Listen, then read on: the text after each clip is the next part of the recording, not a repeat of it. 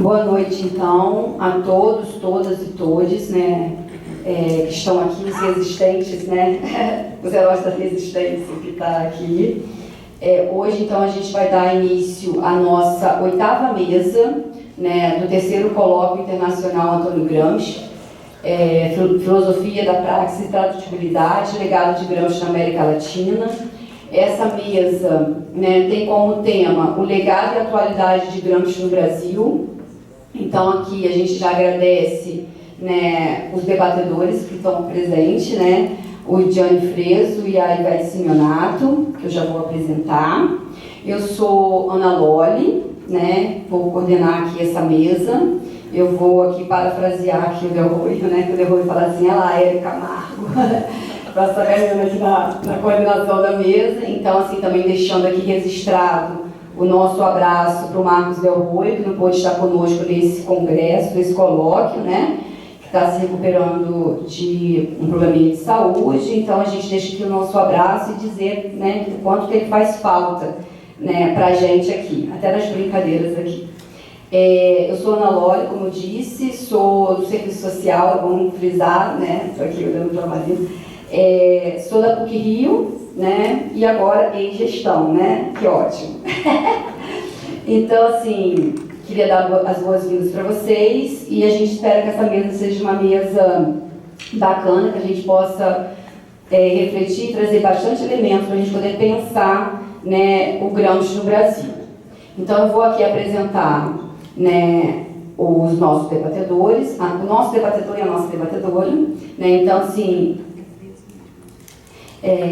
Gianni Freso, vou apresentá-lo brevemente, porque já foi muito apresentado durante o colóquio. Ele é professor adjunto, né, de Filosofia Política nos cursos de graduação e pós-graduação em Filosofia do Instituto de Filosofia da Universidade Federal de Uberlândia. Possui doutorado em Filosofia, né, foi orientando do professor Domenico Lossurdo, na Universidade de Urbino, na Itália, né, presidente da IGS Brasil na gestão 2009-2022 e desde outubro de 2020 foi contratado como pesquisador da Universidade de Cagliari, na Sardenha. Publicou diversos livros e aqui eu vou destacar, né, o livro Antônio Gramsci, O Homem Filósofo, publicado pela Boitempo em 2020, mas também com, né, versões na língua italiana e inglês. Né? Então, temos duas, são em outras línguas também. Esqueci de falar, à minha esquerda, tá? Gianni Freso e à esquerda do Gianni, Ivete Simeonato.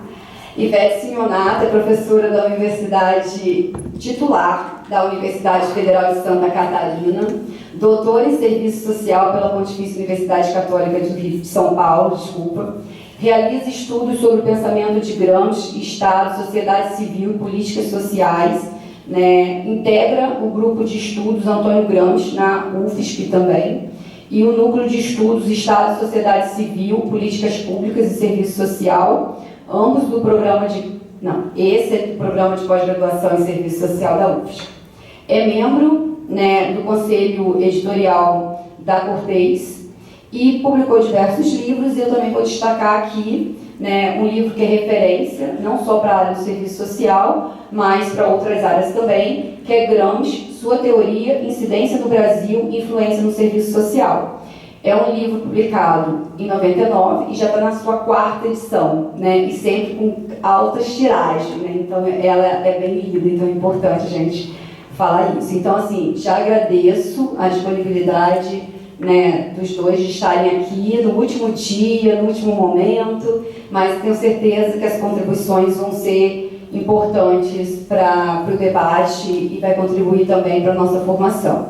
Então, o nosso primeiro palestrante vai ser o Gianni, que vai ter aí até 30 minutos para fazer a sua colocação.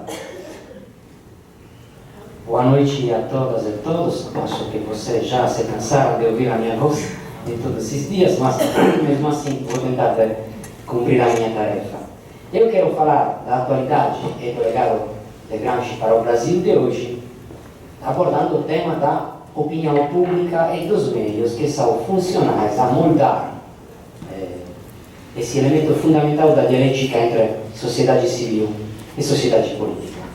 Primeiramente, posso dizer que, em minha opinião, o legado e a atualidade de Gramsci devem ser procurados no conjunto das concepções e categorias gramscianas, tendo sempre claro, como foi esclarecido em todos esses dias, que ele elaborou essa ferramenta teórica não apenas com ambições analíticas, mas para suportar, em termos científicos, a perspectiva programática da luta para a integral emancipação dos homens.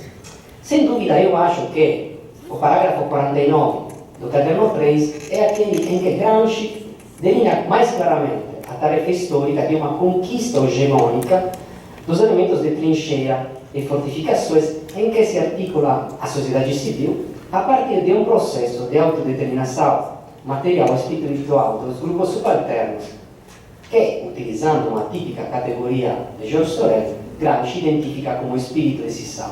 É exatamente a partir dessa nota que se define a questão da conquista hegemônica, que foi depois ampliada até falar de contra-hegemonia, porquanto Gramsci não fala de contra-hegemonia. Gramsci escreve: o que se pode contrapor por parte de uma classe inovadora a esse formidável conjunto de trincheiras e fortificações da classe dominante? O espírito decisivo, isso é, a progressiva aquisição da consciência da própria personalidade histórica. Espírito decisivo que deve tender a se estender da classe protagonista para classes aliadas em potencial. Tudo isso requer um complexo trabalho ideológico, cuja primeira condição é o exato conhecimento do campo a ser esvaziado do seu elemento de massa humana. A complexidade conceitual da relação entre ciência e ação em Gramsci está intimamente ligada ao processo de formação filosófica da teoria política dele, sendo decisiva para a compreensão de dois aspectos centrais do pensamento. Primeiro, a função não apenas secundária ou subordinada da chamada dimensão superestrutural, então a importância das questões hegemônicas de uma sociedade moderna e desenvolvida. Segundo, a análise crítica da contradição instrumental entre trabalho espiritual e trabalho material. O denominador comum desses dois eixos conceituais encontra-se na rejeição sistemática das abordagens deterministas do socialismo positivista.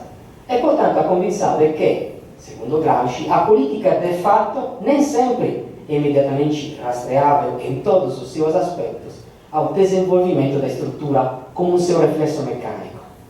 Nesse sentido, pensar que o Estado é apenas o exercício monopolista da força significa equivocar a sua natureza, porque na realidade, como sabemos bem, tanto os aparelhos privados de hegemonia como os intelectuais, definidos por Gramsci os funcionários do grupo dominante para o exercício das funções subalternas da hegemonia social e do governo político, são parte integrante dessa trincheira mais avançada. Nesse sentido, a opinião pública é, para Gramsci, o ponto de contato. Desculpe, mas esses dias ar-condicionado me criaram bastante problemas pelas várias alergias.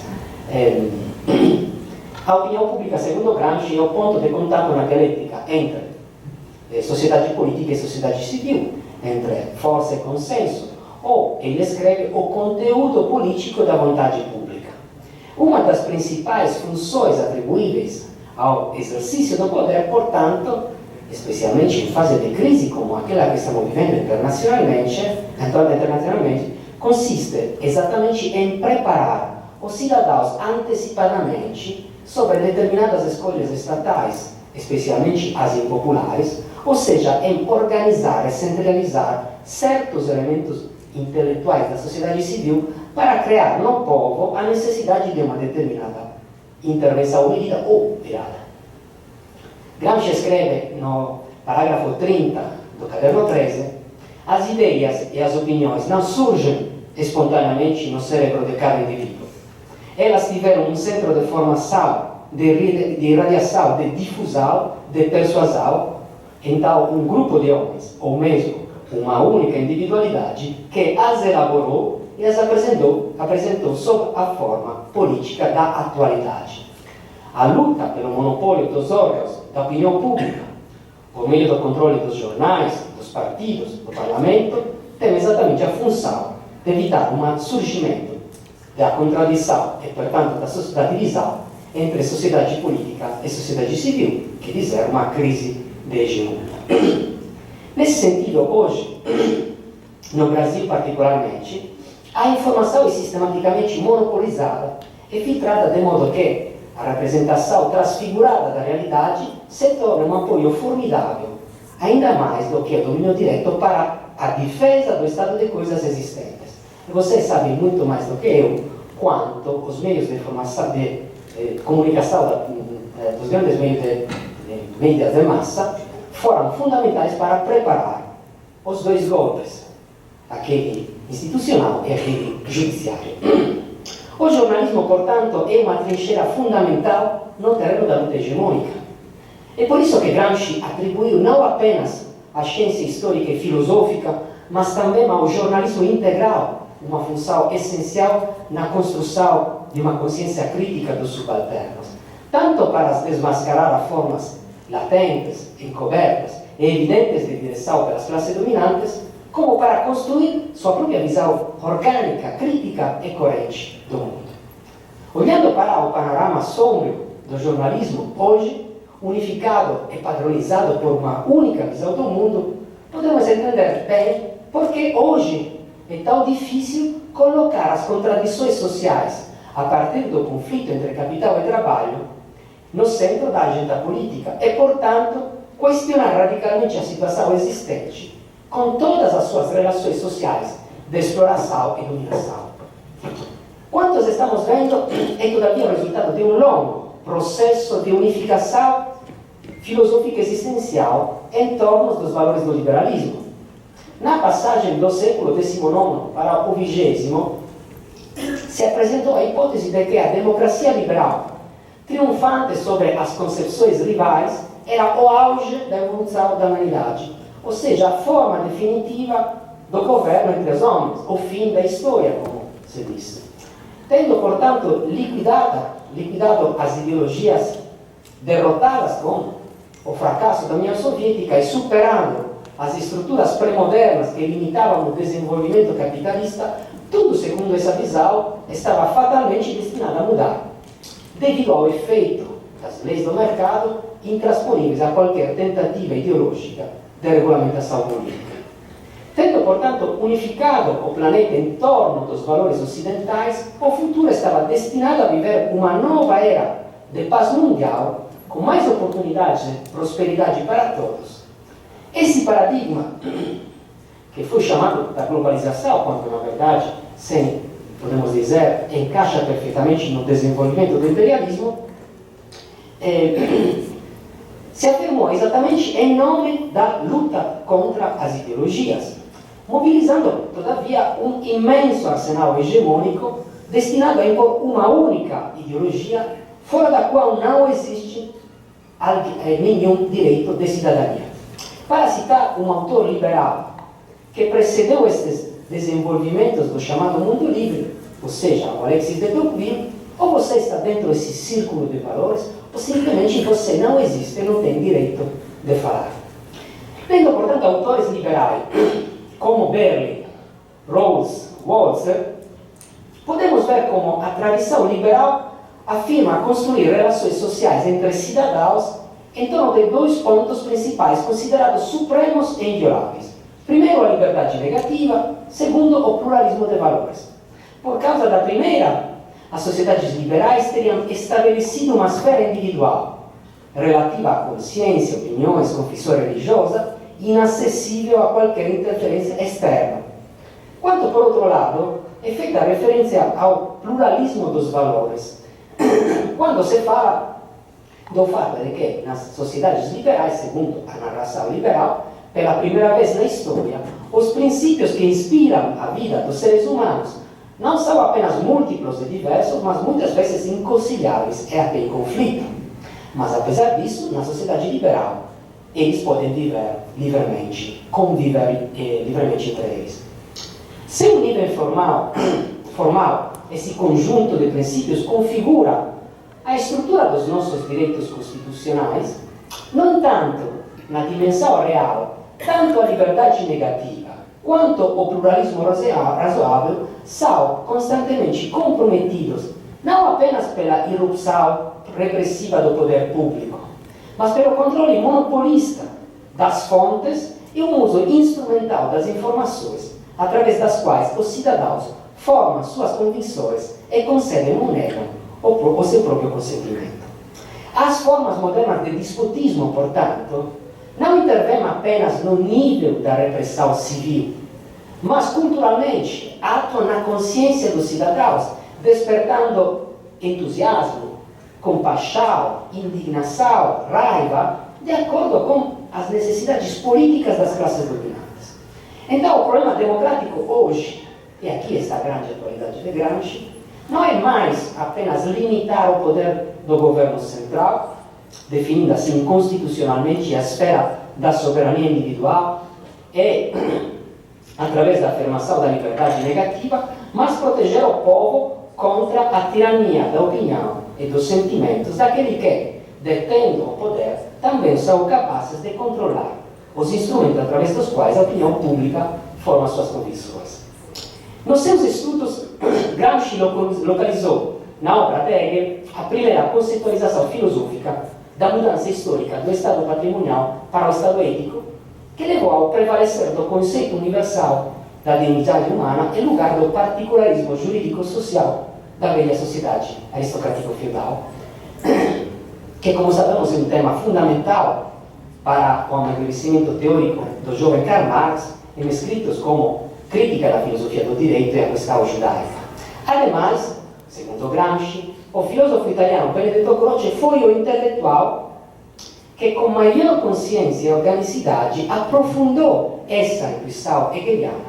E não por acaso Gramsci o definiu o maior estudioso da hegemonia na filosofia italiana, porque ele teve o grande mérito de ter encaminhado o interesse científico até o estudo dos elementos culturais e filosóficos como parte integrante das ordens de domínio de uma sociedade. Isso favoreceu a compreensão do papel dos intelectuais na vida dos Estados e na construção da hegemonia e do consenso, que dizer, na edificação do que Gramsci define o bloco histórico concreto. Nos seus trabalhos, Croce escreveu que a política se articula através dos dois termos. Essa articulação depois é fonte de inspiração fundamental para Gramsci. Força e consenso, correspondente ao binômio autoridade e liberdade. O consenso é elemento decisivo para explicar as formas modernas de articulação do poder político, pois, escreve Croce, não existe na antiguidade como na modernidade relação política sem conexão com a questão do consenso. Então, no famoso escrito de Croce, Ética e Política, descrevendo a essência do Estado em relação ao relacionamento entre força e consenso, também apresentada através da dialética autoridade e liberdade, Croce escreve: os dois termos são correlativos, onde um é, outro não pode estar ausente. No mais liberal do Estado, como no mais repressivo das tiranias, há sempre consentimento, e esse consentimento é sempre forçado, condicionado e mutável. Na filosofia do direito, Hegel escreve que, na nova dimensão da vida social, o comportamento dos cidadãos é determinado consensualmente pela espontânea adesão à doutrina ética dos deveres, ou seja, através do convencimento, não apenas a força, que leva a considerar o direito e as regras da sociedade as maiores garantias das liberdades individuais e coletivas, e não uma limitação delas. A transição do velho para o novo, que muda radicalmente a função histórica do Estado e as suas formas de relacionamento como povo e aquelas do povo como Estado, encontrou, portanto, na centralidade da opinião pública já em Hegel, o novo alvo cultural e político das instituições. Isso aconteceu na véspera, escreve Gramsci, da caída dos Estados absolutos, caracterizada pela luta hegemônica da burguesia contra o mundo corporativo feudal, a partir da reivindicação da liberdade e da iniciativa econômica. Tal grande mudança, então a transformação do vínculo comando-obediência, que chega até o papel da Globo hoje, abre historicamente um mundo novo à ciência e à filosofia política moderna. Uma das consequências mais importantes do desenvolvimento do Estado moderno até a afirmação do sistema representativo parlamentar, então, segundo ele, é já a importância da participação dos cidadãos às escolhas fundamentais da vida política, então, na centralidade da opinião pública, que, pelo contrário, não encontramos na sociedade organizada por castas fechadas do antigo regime. Ele escreve que a liberdade formal é subjetiva, por meio da qual os cidadãos exprimem as próprias avaliações, opiniões e conselhos sobre as questões gerais da vida pública, tem o seu fenômeno no que se chama por opinião pública. A opinião pública, que junta o particular como universal, gera um consenso comum, onde, todavia, podem conviver elementos contrastantes e negativos. A opinião pública contém contraditoriamente em si tanto o bom senso, ou seja, o conteúdo do verdadeiro e do justo, tornado o fundamento ético dos nossos comportamentos, quanto o lado da subjetividade unilateral, que é interiorizado na consciência individual. As grandes questões da política podem gerar uma visão das coisas parciais ou erradas. Então, a opinião é talvez determinada das nossas autênticas necessidades, mas de forma contingente e acidental, segundo ele, influenciada pela ignorância, que inclusive pode ser afetada pela manipulação e as mentiras transformadas em verdade, levando a interpretação limitada ou equivocada da realidade. E nesse período de campanha eleitoral, acho que podemos ver vários exemplos dessa intuição dele. A opinião pública, portanto, tem um valor bivalente, cujo dado negativo reside na excessiva propensão subjetiva e na ausência de universalidade, porque não consegue supersumir-se, ele escreve, numa dimensão dialética mais avançada, ficando travada na unilateralidade da afirmação inicial ou da negação primitiva. A centralidade da opinião pública na sociedade pós-feudal capturou também a atenção de uma obra importante como Democracia na América, de Tocqueville, onde o escritor francês, falando dessa absoluta novidade das modernas realidades liberais, sublinhou a sua permeabilidade e o perigo do tendencial conformismo conservador. Exatamente a legitimação popular das relações de força, segundo Tocqueville, pode conduzir até dimensões de despotismo bem mais sofisticadas e eficazes do que aquelas dos velhos regimes absolutos. Esse tema clássico de Tocqueville, como sabemos depois, é amplamente desenvolvido por John Stuart Mill no famoso ensaio de 1859 sobre a liberdade individual, talvez a obra mais importante do liberalismo na idade contemporânea, muitas vezes citados pelos liberais que nunca leram esse escrito, porque essencialmente John Stuart Mill levanta o problema do despotismo das opiniões e do monopólio dos meios a partir do qual se forma a opinião do povo. Como já antecipei, ele localiza a origem do grande progresso imanente na passagem do Estado por castas fechadas do ancien regime ao Estado ético, a premissa indispensável, a premissa essencial para a afirmação da burguesia, que primeiramente reivindicou a liberdade de iniciativa econômica para depois afirmar os princípios de liberdade formal diante da lei.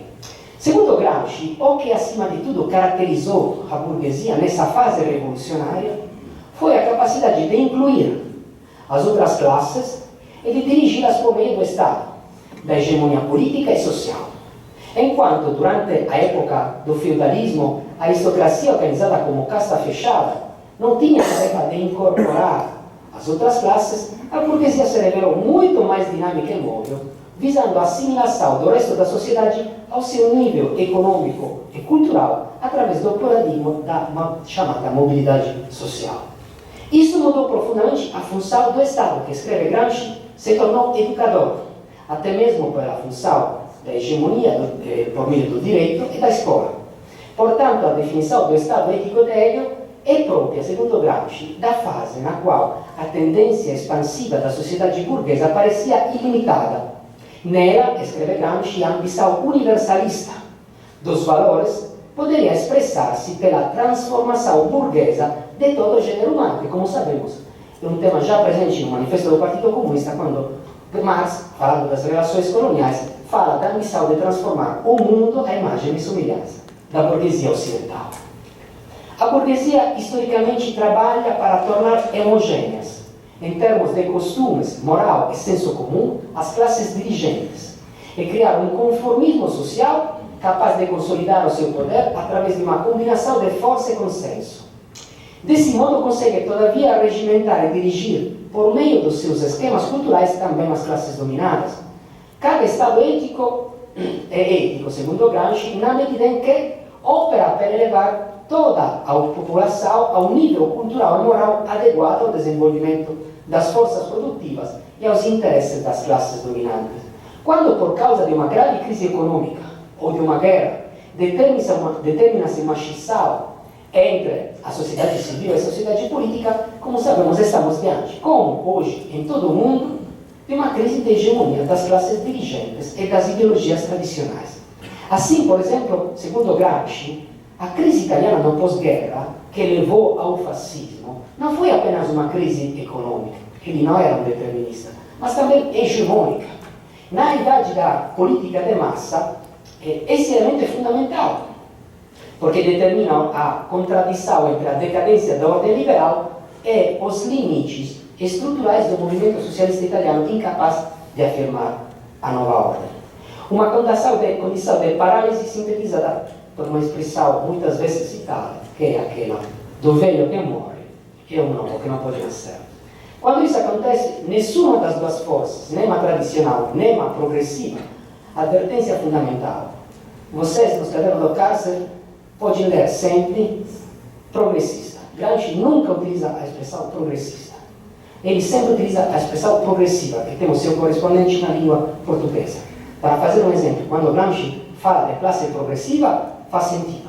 Se você fala de classe progressista, não faz nenhum sentido. Quando Gramsci fala da potencialidade progressiva do Taylorismo, tem um sentido. Quando você fala da potencialidade progressista do Taylorismo, é uma outra coisa. Então, é muito importante saber que todas aquelas traduções são erradas, porque Gramsci utiliza muitas vezes progressivo, mas nunca utiliza progressista.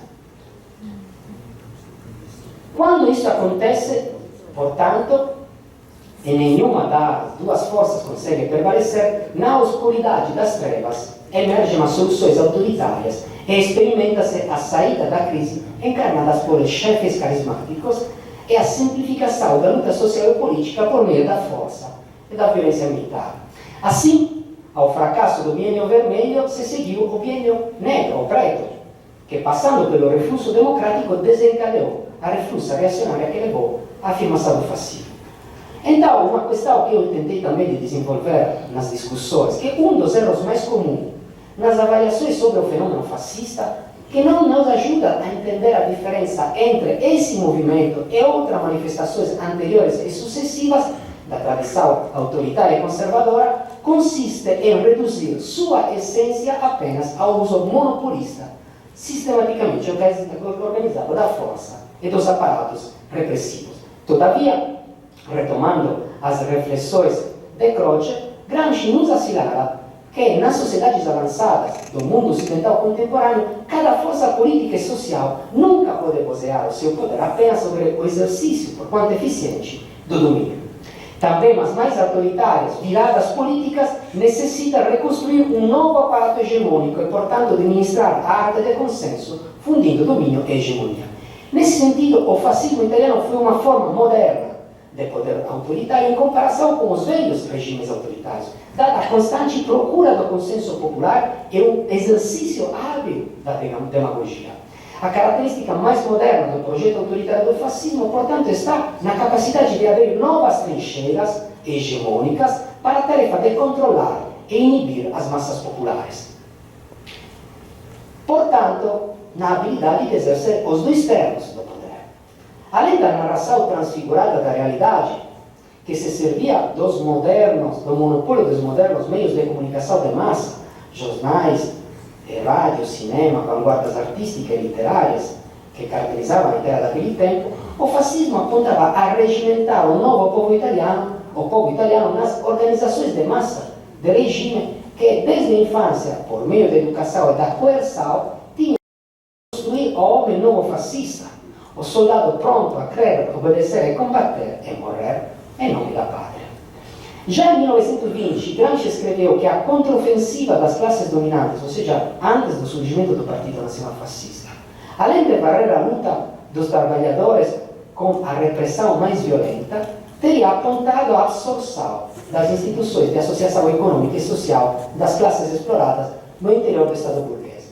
É exatamente o que vai acontecer na década de 1930, com a edificação das instituições corporativas, cuja principal função era essencialmente de polícia econômica, escreve Gramsci, ou seja, de apagar o conflito entre capital e trabalho. Então, Gramsci escreve: a Itália foi o ponto nevrálgico da crise de civilização europeia do pós-guerra, e portanto não é um caso se o fascismo nasceu nesse país.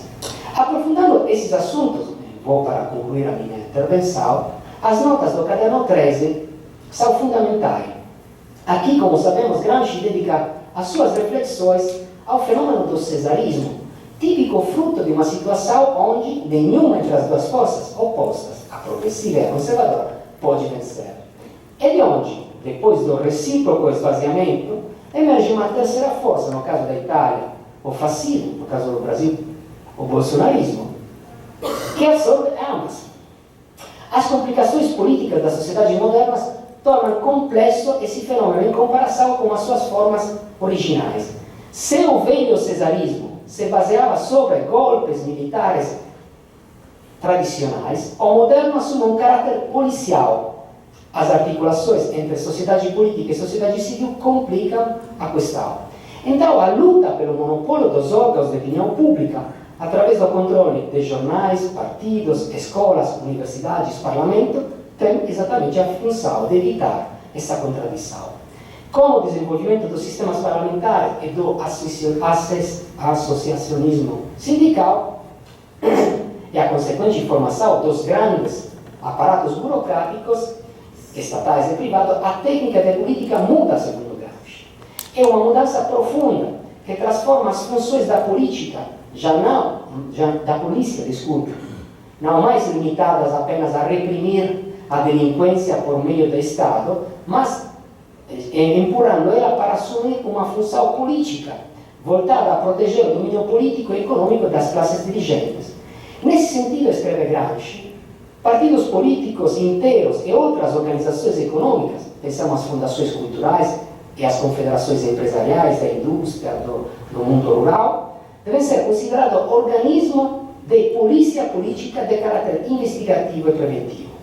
Particularmente importante, vou concluir com essa parte, nesse raciocínio de Gramsci, é o papel do exército na defesa dos equilíbrios passivos existentes, que todavia precisa de atuar-se deixando formalmente, mas não de fato, as forças armadas fora da luta política, também para não correr o perigo de replicar entre as suas articulações as contradições internas da sociedade. Para elas, é preciso conservar, segundo Gramsci, a aparência de um corpo armado constitucional acima das partes em lutas. Mas, apesar disso, com o surgimento de um partido de caráter militar, como era o Partido Nacional Fascista, embora não diretamente composto por militares, este organismo desenvolve a função da defesa armada das relações sociais existentes em lugar do exército, de acordo com a cúpula do mesmo exército. Isso significa que o golpe do moderno cesarismo é de natureza jurídica, policial, hegemônica, e que ele acontece por meio desses elementos. Portanto, a virada autoritária acontece sem precisar do protagonismo dos militares, que podem ficar quietos no quartéis. Então, o golpe de 1964, no esquema de Gramsci, é um golpe militar tradicional correspondente ao nível de desenvolvimento da sociedade civil brasileira. O golpe judiciário e institucional que aconteceu em 2016 corresponde a essa nova etapa do moderno cesarismo. Concluindo, o governo da sociedade se desenvolve de dois modos: através do consentimento espontâneo das massas, ao endereço imprimido à vida social do grupo fundamental dominante, e através do aparelho coercitivo jurídico, por meio do qual a classe dominante se garante a disciplina legal dos grupos sociais, das quais ainda não tem nem um consentimento passivo, nem um consentimento ativo, tutelando-se para o futuro, em previsão de fases de crise de hegemonia. A função organizativa da hegemonia social e do domínio estatal determina uma complexa estratificação de competências hierárquicas semelhantes ao organismo militar. O desenvolvimento das forças produtivas e a evolução da sociedade no sentido democrático e burocrático, portanto, amplia e torna sempre mais sofisticado o sistema do aparelho hegemônico de domínio, articulando as funções intelectuais essenciais que Saul escreve Gramsci, a organização material que tem a tarefa de manter, defender e desenvolver a frente ideológica. Tudo isso explica a importância do estudo sobre os aparelhos hegemônicos dos intelectuais, que tem a função de formar e mudar a opinião pública em tal trabalho científico de investigação da estrutura ideológica de uma classe dominante. A partir, Gramsci escreve essas coisas nas notas sobre o jornalismo integral, de editoras, jornais, hoje podemos falar de grupos televisivos. Uma investigação essencial para compreender cientificamente as relações de força de uma sociedade moderna e a extensão e a capacidade hegemônica de uma classe dominante. Pessoalmente, eu acho que todas essas questões, em todas essas questões, a atualidade e o legado de Gramsci fica bem claro para todos. Só precisamos de quadrinhos para explicar mais. Tanto para a tarefa de interpretação filosófica do mundo, quanto para a sua transformação prática.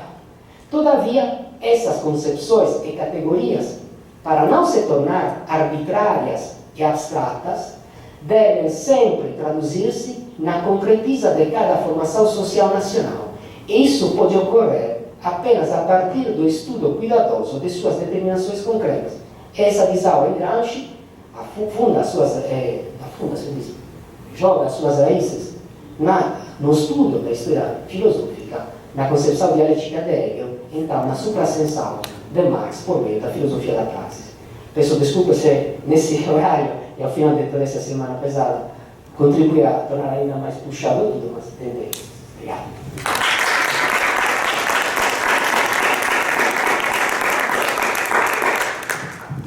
A gente agradece, né, ao Gianni pela exposição. Eu acho que ele trouxe vários elementos para a gente poder pensar a conjuntura atual, né? Traz essa tradutibilidade das categorias, né? Eu acho que isso é importante, vai dar um embasamento para a gente poder fazer essa leitura dessa realidade. Então, está instigante aí para o nosso debate. Agradecendo também por cumprir o tempo, tá? Estava aqui já de olho no cronômetro. Agradecer e passar a fala aqui, então, para a professora Ivete Simeonato, para fazer a sua exposição. Pode ficar à vontade. Muito obrigada, Ana. Boa noite a todas, todos e todes. Também gostaria de dizer que é um imenso prazer estar aqui nessa mesa de hoje, parabenizar a IGS pela organização impecável desse colóquio, acolhida dessa universidade através da querida professora Maria Margarida, os professores Marcelo e Davi. Agradecer a todas e todos que trabalharam e participaram desse evento, professores, estudantes, servidores. Cumprimentar a Gianni, meu querido companheiro dessa mesa, querida Ana Loli. Muita honra e muita alegria estar aqui com vocês presencialmente e sentindo muito, muito mesmo a falta do Marcos. E quero saudar também a diretoria da IGS que concluiu seu mandato e a nova diretoria que está assumindo a partir de agora. Bom, eu diria que as densas reflexões teóricas e analíticas que nós tivemos esses dias já revelam a atualidade do pensamento de Gramsci entre nós, né?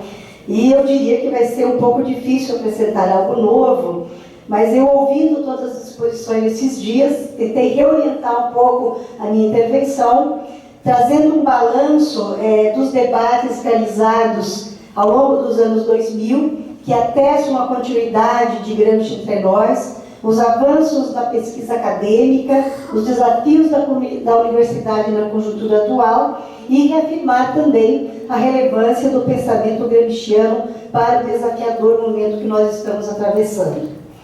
Mas todos nós sabemos que o legado de Gramsci, desde os anos 60, é um marco conhecido e tudo que ele influenciou e continua influenciando na realidade brasileira comprova o vigor das suas ideias e a crescente permeação do seu pensamento no Brasil, né?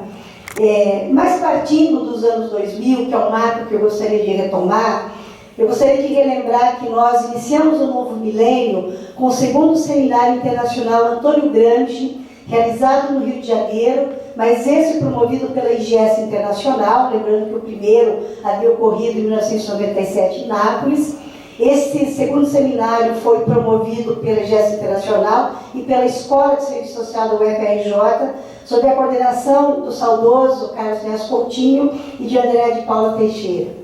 Com o título Ler Gramsci e Entender a Realidade, esse evento reuniu estudiosos de várias partes do mundo. Os temas abordados naquele momento apontavam questões desafiadoras do início do século XXI frente à nova ordem mundial, o mundo globalizado, os ataques do 11 de setembro, os desafios para a América Latina com o crescente avanço do neoliberalismo. Conceitos como hegemonia, política, Estado, sociedade civil aparecem aqui não só a partir de uma abordagem teórica, mas também como mediação para a leitura da realidade mais imediata e a luta política naquele momento histórico. A fala que abriu o seminário foi do também saudoso Giorgio Baratta, intitulada Antônio Gramsci entre a Itália e o Brasil, tematizando a relação nacional e internacional e as particularidades da cultura brasileira, marcada pela cisão entre intelectuais e massas populares. Baratta apontava as semelhanças da nossa realidade com as questões abordadas por Gramsci sobre a história italiana, especialmente a ausência de uma cultura nacional popular, tema esse que também foi mencionado pela Luciana na abertura desse evento. Inspirado em Sérgio Buarque de Holanda, que Baratta admirava muito, Baratta conclui que não só as raízes do Brasil, mas também as suas contradições eram as contradições observadas na Itália e no continente europeu. E frente a isso, ele assim se manifesta. Os europeus têm muito que aprender com a experiência brasileira. Ela pode ajudar a transportar Gramsci entre Brasil e Itália na dialética do mundo grande, terrível e complicado que o novo século anunciava. E que esse também é o título do filme exibido nesse evento, inspirado nas palavras de Gramsci na carta enviada à cunhada Tatiana em 1928. De 2001 a 2015, vários eventos dedicados a Gramsci foram realizados no Brasil afora, que deram origem a inúmeras publicações, revelando o aprofundamento dos estudos da obra gramsciana, não só dos cadernos, mas também dos escritos pré-carcerários. A produção dessas 2 décadas não é resultante somente dos eventos, evidentemente, conforme o inventário realizado pelo NUFIP e também a síntese apresentada por Marcos e pelo Gianni no seminário de Cagliari do ano passado. Em 2015, o Seminário Internacional Estudos sobre Gramsci para a construção de uma IGS Brasil, realizado no Rio de Janeiro, sob a coordenação do professor Giovanni Semeraro, inaugurou um novo marco na difusão do pensamento gramsciano através da criação da IGS Brasil, que nesse ciclo de 7 anos, mantendo um papel extraordinário na difusão do pensamento de Gramsci, no debate teórico e na intervenção política, como o Gianni mencionou ontem na Assembleia da IGS. E a conjuntura que nós vivemos com o golpe jurídico parlamentar de 2016 foi largamente analisada a partir de Gramsci, com reflexões substantivas sobre a crise orgânica vivida no Brasil, a debilidade dos partidos políticos e das classes dirigentes, a miséria parlamentar, a luta de classes, conforme podemos localizar na infinidade de artigos e livros publicados, mas também nos inúmeros debates que ocorreram por todo o Brasil, a exemplo do seminário realizado na UF após um ano de criação da IGS. E é a partir do trabalho da IGS que nós iniciamos a realização dos colóquios internacionais aqui no Brasil, sendo o primeiro em 2017 na Unicamp, segundo o Raul deveria ser o segundo, com toda razão, e que foi intitulado Antônio Gramsci, Filologia e Política, sob a coordenação do professor Álvaro Bianchi. Em sua fala nesse evento, sob o título Um Sardo no Mundo Grande e Terrível, Bianchi propõe um novo ciclo de pesquisas com foco na filologia histórica, como já vinha ocorrendo na Itália, tendo Gramsci como objeto de estudos, buscando traduzir historiográfica e politicamente. É justamente, escreve Bianchi, nessa tradução que a atualidade das ideias do marxista sardo revela sua força e que o seu pensamento se expande atravessando oceanos reais e metafóricos. O lugar do pensamento de Gramsci, diz ele, só pode ser este mundo grande e terrível. É nele que esse pensamento pode realizar sua vocação, que é, em primeiro lugar, política. Nesse mesmo colóquio, o também saudoso Joe Buttigieg reafirma a importância dos estudos filológicos para compreender o laboratório de Gramsci. Adverte, contudo, que a pesquisa filológica não pode ser o sequestro de Gramsci para dentro dos muros da universidade, ou mesmo sua despolitização e distanciamento da arena de contestação política atual e concreta. E prossegue: não é o estudo sério e filológico da obra de Gramsci o que ameaça torná-lo irrelevante politicamente, mas os esforços mal orientados e, em alguns casos, ideologicamente motivados, de converter suas ideias e visões originais, compatíveis com o liberalismo mainstream, o neoliberalismo, ao invés de alternativas a esses. Mas Giovanni Semeraro, também no colóquio de Campinas, observou em sua fala que, ao lado dos estudos filológicos, é fundamental buscar a conjugação dialética do seu pensamento com a história dos movimentos sociais, das organizações políticas populares, dos que se insurgem contra o colonialismo e a dependência. Traduzir Gramsci junto a esse campo de trincheiras, não só na luta cotidiana, mas na criação de novas organizações políticas, contribui para uma leitura sociopedagógica e política e que não deve ser desqualificada em relação aos estudos filológicos, filosóficos e teóricos, já que são vinculadas a espaço de formação e luta política.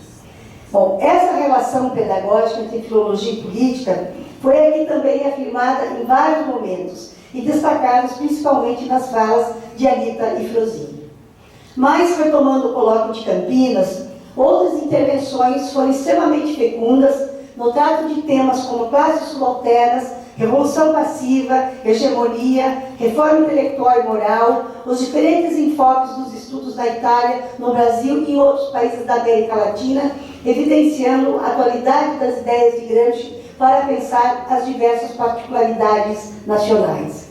Em 2019, o segundo colóquio realizado na Unesp, sob a coordenação do professor Marcos Del Roio, com o sugestivo título Gramsci, a Verdade Efetiva das Coisas, inspirado em Maquiavel, resultou na coletânea de quase 500 páginas que vocês viram nesses dias aqui, trazendo uma rica abordagem do pensamento de Gramsci, sua relação com os clássicos de Maquiavel a Rosa Luxemburgo, passando por Hegel, Marx, Engels, Lenin e Labiola, bem como um amplo aporte na discussão de várias categorias e temáticas contemporâneas, a exemplo da questão feminina em Gramsci, de questões que pululavam na realidade nacional e internacional, expressando um potente impulso para aprofundar o marxismo gramsciano, expresso na filosofia da praxis, na direção de uma renovada proposta socialista, como apontou Raul Burgos na apresentação da coletânea.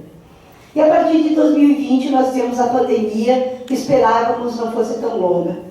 Mas mesmo à distância, como já foi mencionado aqui, inúmeros eventos foram realizados de forma online, com grande alcance para um público mais diversificado, tanto pela IGS quanto por várias universidades, atestando a atualidade de Gramsci, de seu aparato conceitual, para interpretar tanto a totalidade da vida social, quanto os fenômenos políticos, sociais, econômicos e culturais da conjuntura mais imediata. E chegamos aqui ao terceiro colóquio da IGS Brasil, na Universidade Federal de Goiás, com o tema Filosofia da Praxis e Tradutibilidade, legado de Gramsci no Brasil e na América Latina. E esses, sem dúvida, foram dias de grande aprendizado. Dias em que as discussões e debates sobre fenômenos sociais contemporâneos no cenário nacional e internacional, com temas cruciais do momento presente, traduzem a atualidade de Gramsci para as lutas atuais, a sua tradutibilidade e interlocução com diferentes realidades, a importância dos estudos filológicos, do aprofundamento dos conceitos para pensar na formação da consciência crítica, na criação de ideias-força e na construção de formas de resistência frente à realidade que estamos vivendo.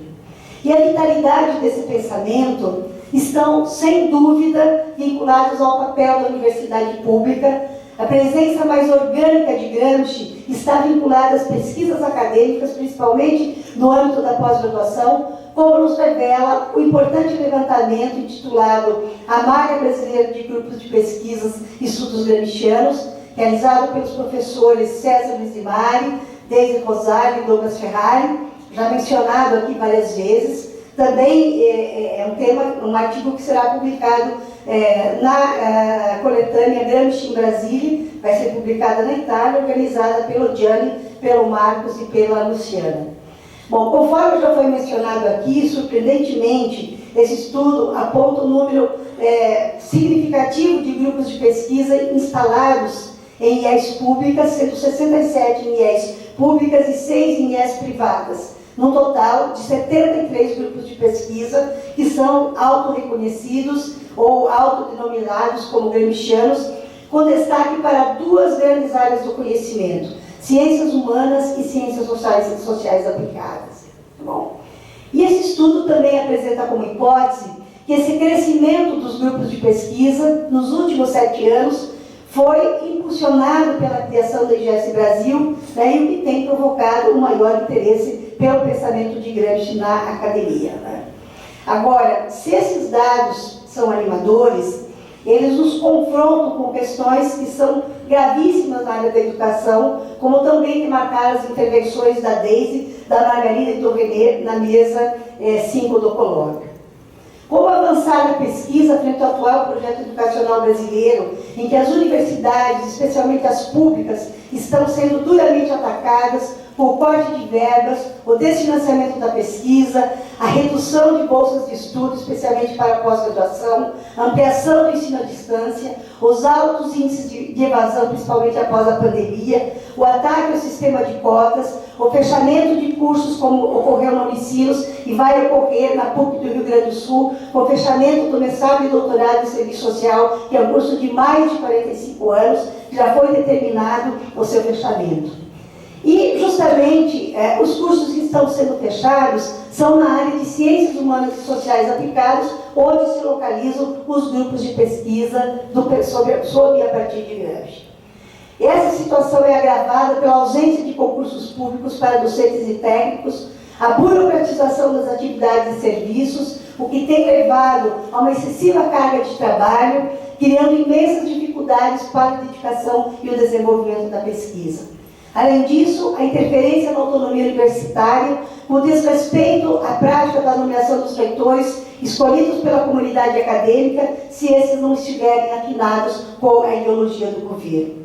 E, mais do que isso, o empresariamento e a mercantilização da educação, com a expansão das instituições privadas, seus intelectuais e seus aparelhos privados de hegemonia, que operam direta e indiretamente no âmbito do Estado, determinam a política educacional e a política de pesquisa de acordo com seus interesses. A essa conjuntura da universidade, somam-se os ataques ao marxismo através da guerra cultural, sendo a produção científica alvo de crescentes manifestações de hostilidade ideológica e epistemológica por grupos de extrema-direita, especialmente ao pensamento de Gramsci. Acho que nós vivemos no momento um silenciamento do pensamento crítico através da ofensiva ultra-neoliberal e do pensamento reacionário.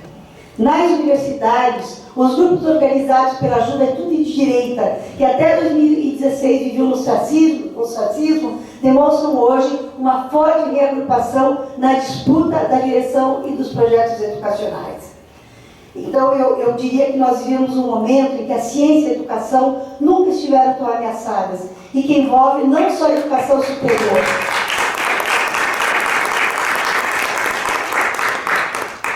mas também a educação básica, de acordo com a reforma aprovada para o ensino médio, nos moldes da ditadura militar, conforme a Deise apresentou na mesa 5 desse colóquio. E eu digo mais, essas não são questões apenas conjunturais, elas fazem parte de um projeto de nação, confirmando que na nossa história a classe dominante segue sendo francamente hostil a qualquer ideia de escola unitária, de cultura humanista, de liberdade de iniciativa, na contramão de qualquer princípio da razão iluminista que tanto inspirou as reflexões gramscianas.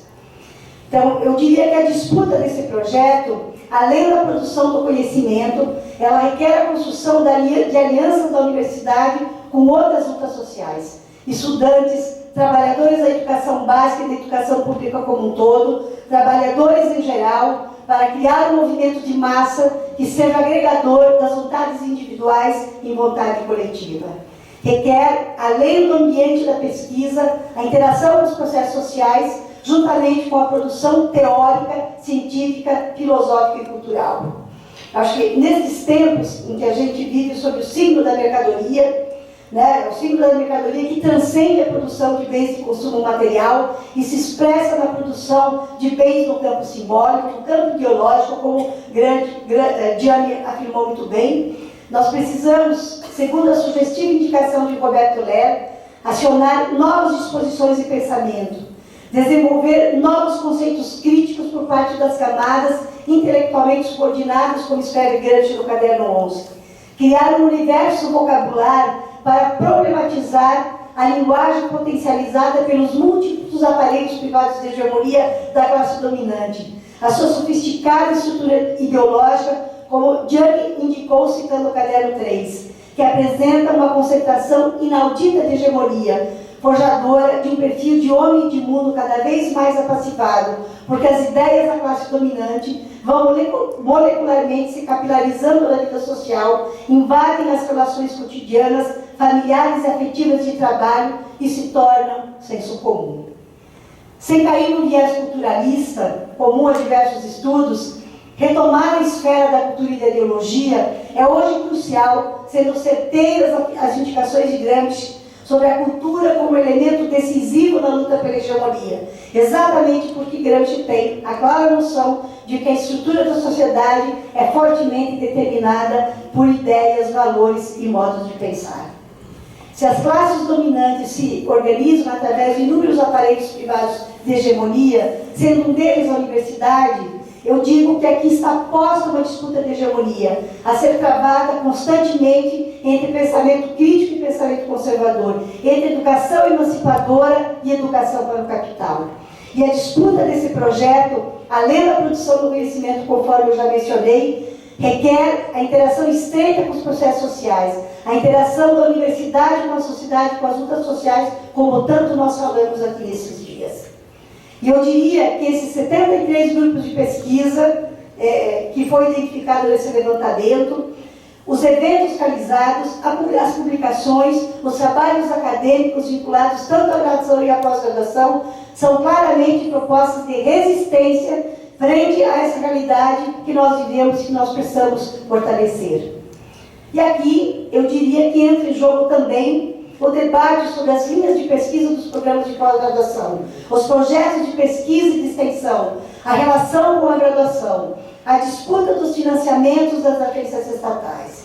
E eu reforço a sugestão do Javier, né, de que nós precisamos pensar na importância de construção de redes de pesquisa para o fortalecimento dessa resistência que se faz extremamente necessária.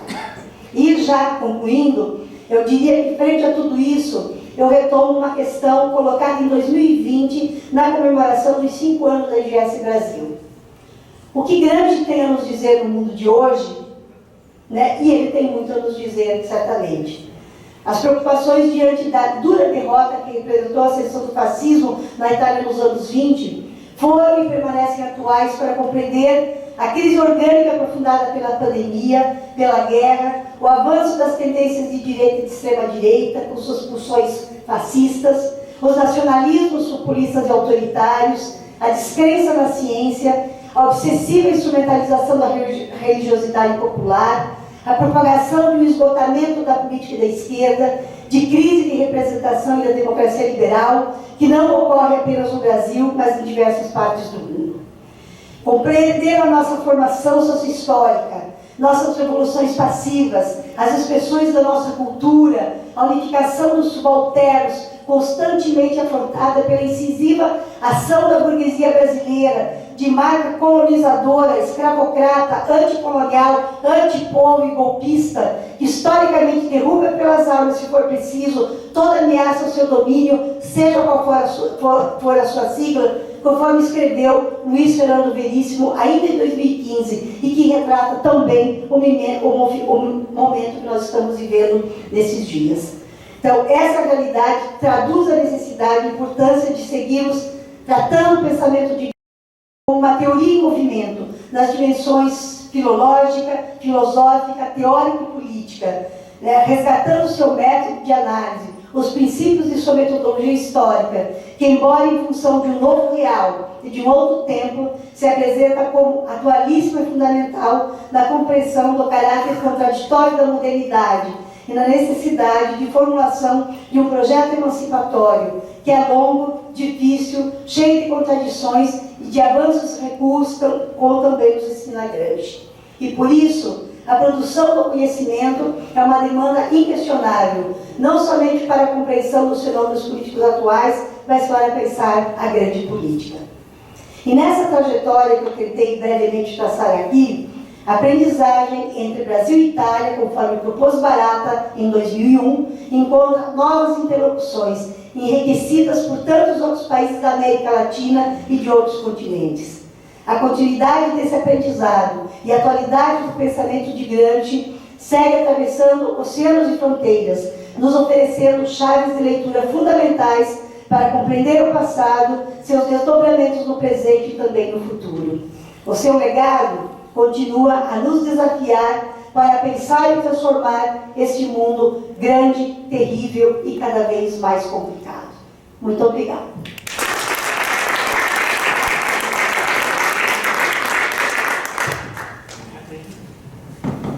Obrigada, Ivete. Nossa, né? Que fala. A Ivete conseguiu fazer aqui, ó, um inventário da presença e da apropriação do pensamento de Gramsci no Brasil nas últimas 2 décadas e ainda conseguiu fazer um balanço do colóquio, né? Então, assim...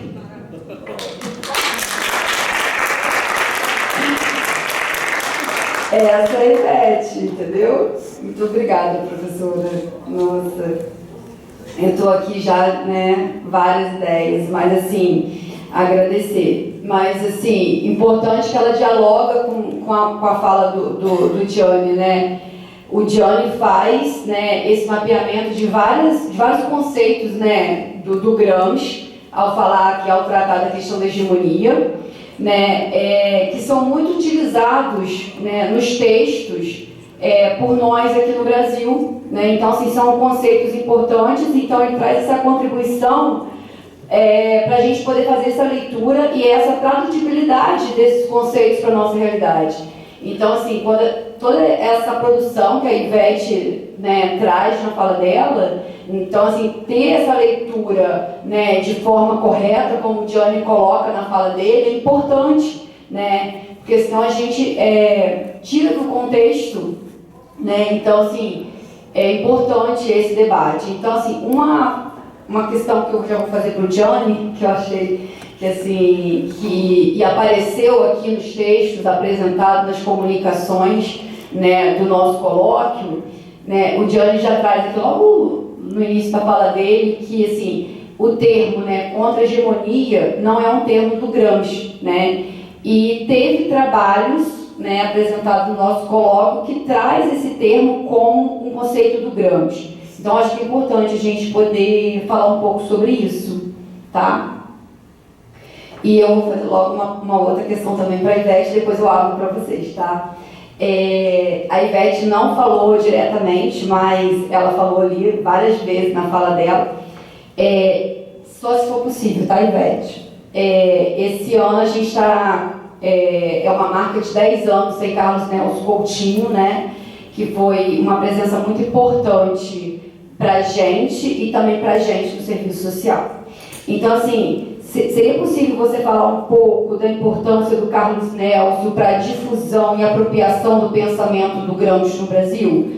Né? Eu acho que você traz aí na sua fala, mas eu acho que é importante a gente também ter lembrar desse companheiro que foi tão importante, esteve presente, né, o Raul está ali, né, nessa ideia embrionária também da construção da seção da International Gramsci Society Brasil. Não sei se vocês querem responder agora e a gente abre. Pode abrir, né? Então, gente, a gente vai fazer assim, a gente vai fazer inscrições, Davi, né? Vamos fazer aí a gente faz assim umas 3, Javier, mais Jason, yes. Então, vem Davi, Javier e Jason.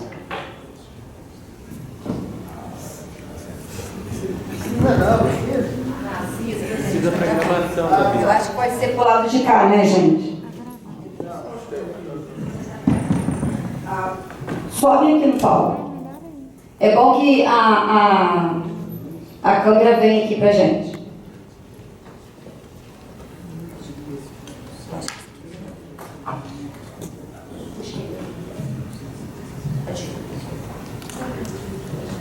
Boa noite a todos. Eu queria levantar uma questão para a mesa, que é a seguinte: como abordar, absorver hoje a problemática da hegemonia em Gramsci, em que há uma valorização da parte dele, da capacidade das classes dominantes de conceder ganhos materiais para os trabalhadores e formular a hegemonia em certa medida em cima disso. Como então problematizar isso hoje, numa situação em que o processo de legitimação em torno do Estado passa cada vez menos pela capacidade do Estado e das classes dominantes garantirem direitos sociais, direitos trabalhistas, garantirem um mínimo de distribuição do processo de produção da riqueza, não é? Em favor de um processo de garantia da segurança pública, de criminalização das lutas sociais, de criminalização do outro, não é? O estrangeiro, né? O imigrante, no caso do Brasil, o negro, o indígena, ou as classes perigosas, né? Os pobres. Então, como pensar o problema da hegemonia hoje, em que o Estado tende cada vez menos a garantir essas concessões materiais em favor da perspectiva repressiva? Tudo bem? Quer dizer, o papel de legitimação da ordem que o Estado exerce cada vez mais tem se deslocado da perspectiva dos ganhos materiais para a perspectiva da segurança pública, da defesa da propriedade ou coisa que o valha. Então, como pensar isso? Tudo bem? Sem querer uma resposta definitiva, uma problematização. Obrigado.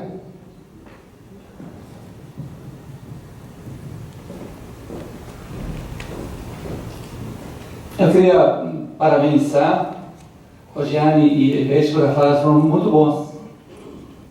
Excelente fechamento, acho, do encontro. Mas tinha uma questão para colocar para Gianni. Eu sinto que essa questão de opinião pública é chata, não? Ou seja, é uma questão que, como você explicou, que como se construi antecipadamente essa dominação hegemônica. Foi uma coincidência ou não?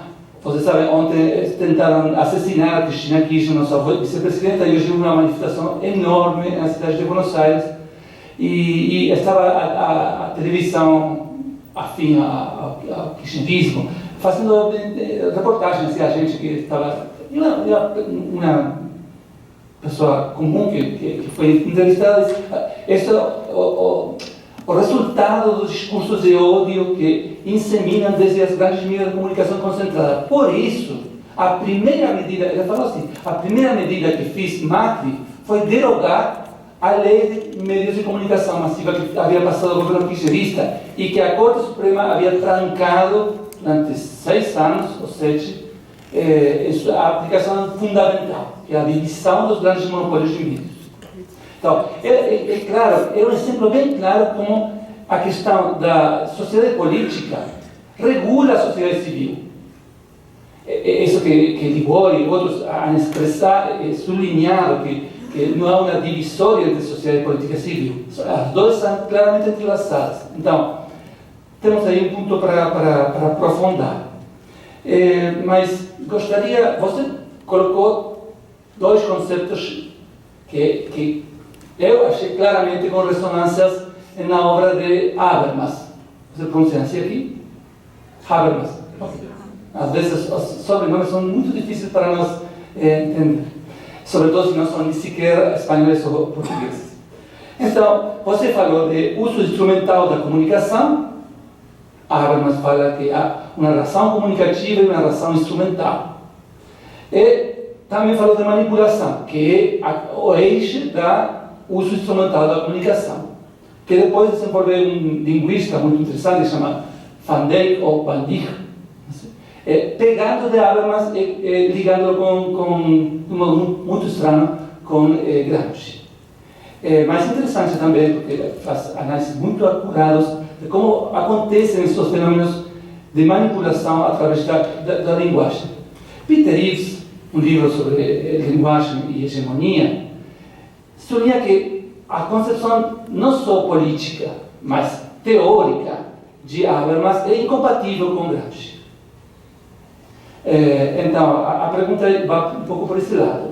É que você pensou realmente em Habermas para ir para frente com isto? Ou os conceitos assim vieram dele de um modo não tão razoado? Ou se você tem outra perspectiva que não pega nenhuma coisa dele? Eu acho que ele tem acordo com isso, que tem uma ideia de linguagem idealista e da comunicação também, mas os conceitos podem ser reintegrados se nós fazemos uma crítica, uma depuração do idealismo que Habermas tem.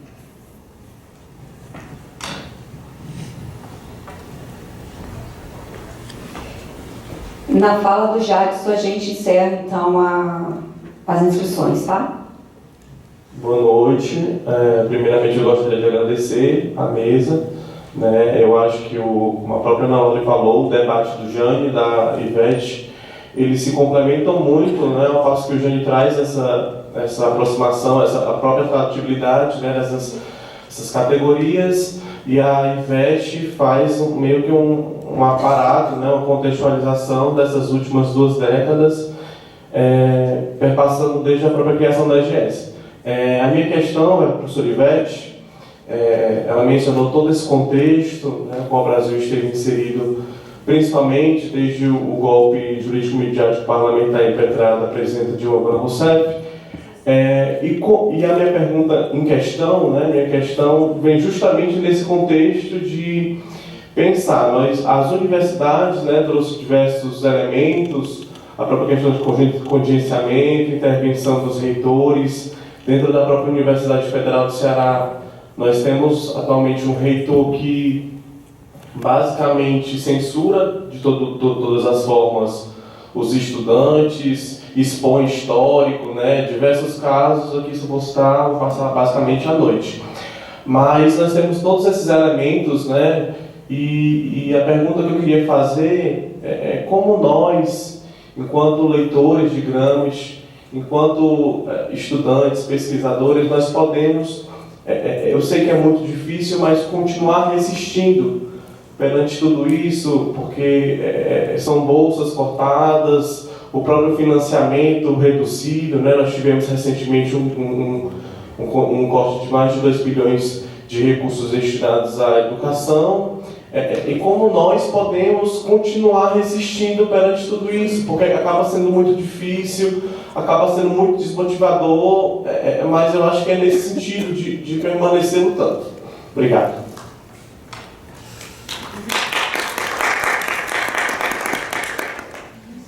A última questão, tá bom? Então, o Jarbas, por favor. Colocação. Boa noite, eu sou Jarbas do Instituto Federal de Alagoas.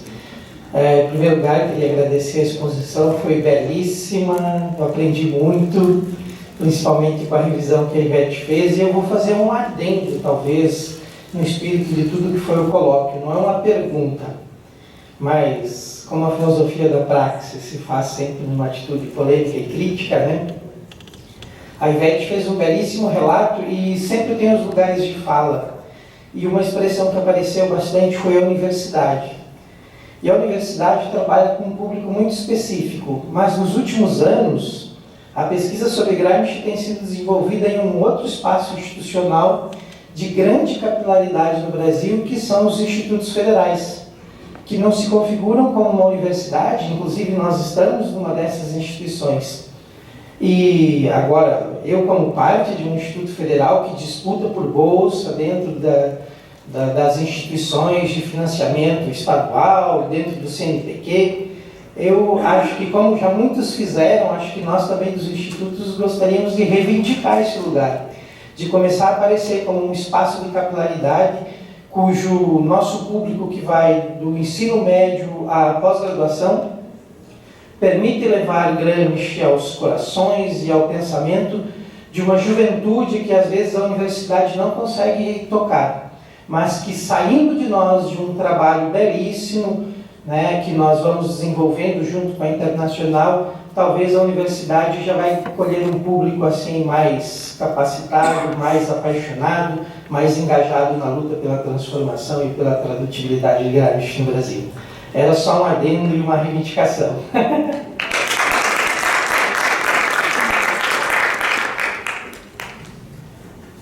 A gente agradece, né, as questões e a colocação também do Jarbas, porque eu sempre faço pesquisa das universidades, coloco lá o Instituto Federal dentro do conjunto. Vou ter mais cuidado também. Então, assim, a gente pode organizar então Gianni e Ivete, né? Então a gente vai passar aqui então para o Gianni fazer as suas colocações diante dos comentários aqui das perguntas e depois a Ivete. Então, primeiro, a questão da contra-hegemonia como conceito, não explicitamente de Gramsci. Eu acho que não é o problema a interpretação extensiva das categorias. Faço outros exemplos. Gramsci não fala de intelectual coletivo, é o Togliatti que fala de intelectual coletivo. Mas é uma extensão coerente, porque Gramsci fala de homem coletivo e interpreta o partido como união orgânica de intelectuais orgânicos. Então, Togliatti, conhecendo profundamente o arsenal teórico de Gramsci, tenta de traduzir de forma nova o conjunto de reflexões de Gramsci sobre o partido político. Isso significa que é uma interpretação arbitrária? Não, é uma definição que não é de Gramsci, mas que é estritamente ligada àquela de Gramsci. Então, eu acho que não temos que fazer um problema de ortodoxia semântica das categorias. Um outro exemplo, Estado ampliado. Não é uma definição de Gramsci, é mais adequada à definição de Estado integral, mas inclusive a concepção de Gramsci entende a extensão das funções, das relações de poder por meio da sociedade civil. Então, não é em contradição, é uma extensão. O ponto fundamental é sempre saber quando temos uma extensão categorial, quem é que elaborou aquela extensão. Mas isso é na mesma estrutura do pensamento de Gramsci. Faço o exemplo do paradigma que foi mais citado nesse colóquio, aquele da evolução passiva. Gramsci faz uma interpretação criativa e extensiva, ou extensão, ou ampliadora, do conceito de evolução passiva a partir, primeiro, de Marx, mas sobretudo a partir de uma grande tradição no debate filosófico italiano, Fuoco, La Viola, Croce, Guido de Ruggiero. E como expliquei, eu citei muitas vezes, não vou ganhar com a venda desse livro que publicou meu amigo intelectual Marcelo Musset, mas o livro que ele publicou poucos meses atrás sobre a Revolução Passiva faz um trabalho incrivelmente cuidadoso sobre genealogia e desenvolvimento dessa categoria, mostrando como ele amplia o conceito de Revolução Passiva, dando um conteúdo novo. Então, isso não é um problema. Gramsci mesmo trabalha com categorias que ele pega e transforma. Isso vale mesmo como conceito de autonomia dos independentes, que ele traz de Sorel, de espírito decisão, porque o espírito decisão em Sorel tem a missão de realizar a emancipação dos subalternos, não por meio do partido político, mas por meio das lutas sociais organizadas pelo sindicato revolucionário. Gramsci não recusa a concepção do partido, mas toma aquele conceito para encaixar aquele conceito na estratégia marxista da conquista hegemônica. Davide, como abordar a problemática da hegemonia em Gramsci diante da questão dos ganhos para os trabalhadores é uma fase em que a questão da hegemonia se torna quanto mais complexa com a progressiva abdicação do Estado das suas funções de planejamento econômico e de intervenção social. Esse é um grande tema que explica ainda mais porque as categorias são importantes, mas depois temos que avaliar as determinações concretas. Primeira questão, no surgimento do Partido Comunista Italiano, ainda mais antes do surgimento do Partido Comunista Italiano, no Biennio Vermelho, por exemplo, é o Congresso de Bologna, em 1919, do Partido Socialista Italiano, surgiu um conflito duríssimo entre Bordiga e Gramsci, que depois continua até o Congresso de Lyon, porque, segundo Bordiga, as lutas para melhorar as condições de vida e trabalho dos trabalhadores eram negativas, porque introduziam uma mentalidade corporativa e, ao final, de fato,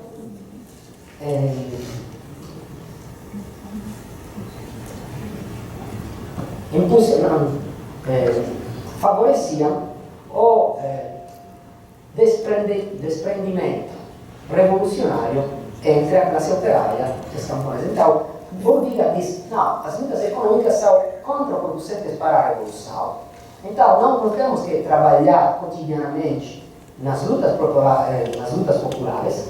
O partido deve ser, não como afirma Gramsci, parte da classe que não tem uma missão de representar, mas seja composto e dirigido pelos subalternos. Bordiga tem uma ideia que o partido como órgão externo, que se conecta às massas populares só no momento da crise final, então da revolução. Gramsci ovviamente joga toda essa questão e, pelo contrário, ele afirma constantemente que a luta, tanto para a conquista de espaços de democracia política e social, quanto aqueles para melhorar as condições de vida social, são instrumentos de autoeducação e de ampliação das esferas dentro das quais os trabalhadores podem conquistar posições de força. E o conceito de democracia progressiva de Togliatti, que lançou na fase da luta de libertação nacional contra o nazifascismo e inspirou a participação dos comunistas na Constituinte como a construção democrática da Itália, é exatamente a extensão criativa desse conceito numa fase em que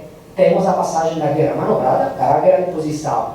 Eu acho que esse é um tema central. Temos que lutar para esses dois elementos políticos e sociais das lutas. Isso não é em contradição com as perspectivas revolucionárias, mas é fundamental mesmo, porque Gramsci escreve, por exemplo, quando critica Bordiga, que afirma que não há diferença entre fascismo e sistema democrático. Segundo Bordiga, ainda mais, no fascismo é até melhor porque os operários são mais, podemos dizer, constrangidos a ver a natureza real do domínio burguês, então são mais revolucionários. E Bordiga chega a dizer que o inimigo pior do comunista não é o fascista, mas é aquele mais próximo a ele, o social-democrata. Essa é a primeira base da futura categoria, do futuro paradigma do social-fascismo que produziu desastre na história do movimento comunista mundial a partir da derrota da frente contra Hitler nas eleições de 1933. Então, Gramsci afirma, nas teses de Leon, uma bobagem dizer que não há diferença entre o contexto democrático e o contexto fascista, porque em contexto fascista temos que lutar para a sobrevivência da classe operária, enquanto nas sociedades democráticas podemos lutar para reverter as relações sociais de produção. Então, é uma outra condição. E por isso Gramsci recusa constantemente essas visões sectárias e mecânicas das políticas de aliança, pegando de Lenin a questão fundamental da frente única que Lenin lançou depois da derrota das revoluções no Ocidente.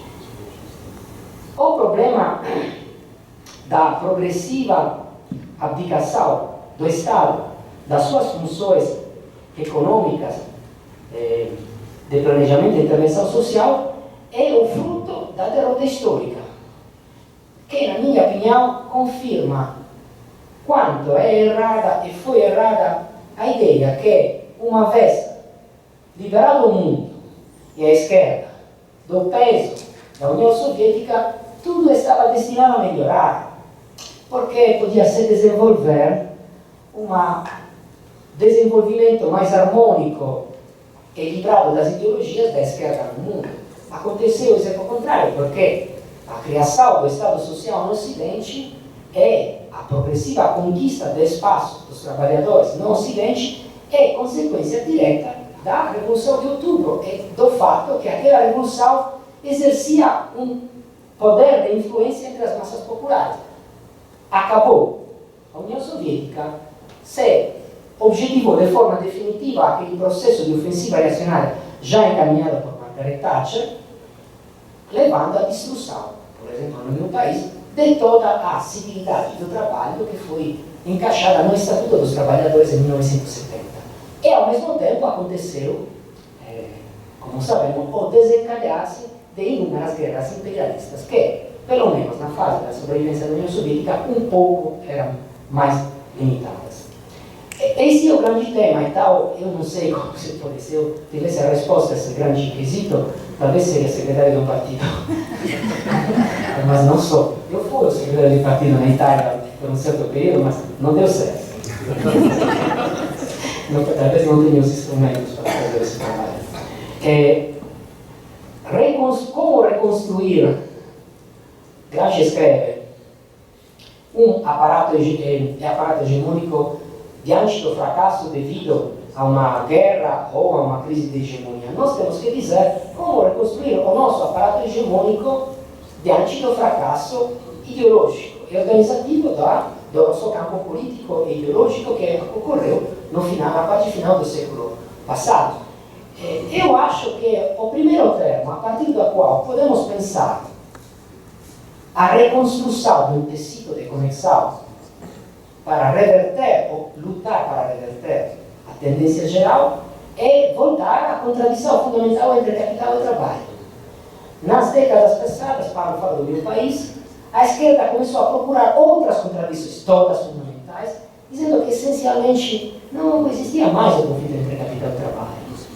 Na verdade, nessas décadas, o conflito entre capital e trabalho ocorreu de cima para baixo, porque os trabalhadores foram desarmados ideologicamente e organizativamente. Então, essa é a questão. Sem a contradição, conflito, capital e trabalho, nenhuma das questões fundamentais da luta pela emancipação, inclusive aquelas contra o domínio colonial, pode levar a resultados orgânicos. Eu acho que uma outra questão é que nas décadas passadas ocorreu não apenas uma luta, eu acho, desonesta contra as ideologias. Você sabe que nas universidades, como na política, quando nós falamos, os liberais dizem, vocês são ideólogos, a sua visão do mundo é ideológica, quando qualquer visão do mundo é ideológica.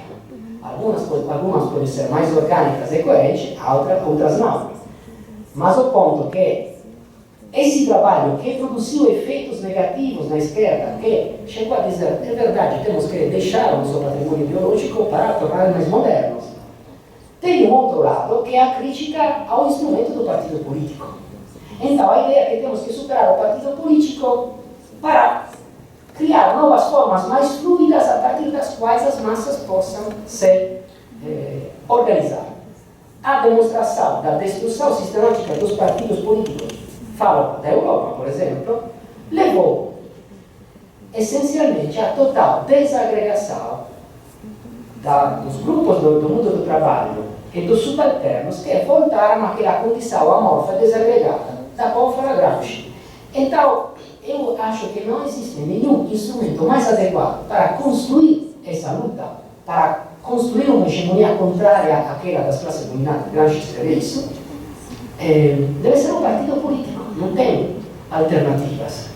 E o partido político é, não casualmente, o elemento ao qual Gramsci mais dedica as suas reflexões no caderno do cárcere. A questão do favorecer a concentração monopólio de comunicação de massa é aquele que expliquei, que vocês conhecem muito bem, que leva a Gramsci a dizer que a luta pelo monopólio dos meios de comunicação de massa é fundamental, dos meios, por meio do qual se forma a opinião pública, então não apenas meios de comunicação de massa, é uma das funções fundamentais da luta política. Gramsci escreve até, quando temos que produzir uma reforma antipopular ou uma virada autoritária, numa sociedade moderna não precisamos mais de chamar os militares para fazer um golpe. Mobilizamos os intelectuais. Eu faço sempre um exemplo, eu falo da científico que ninguém de vocês conhece.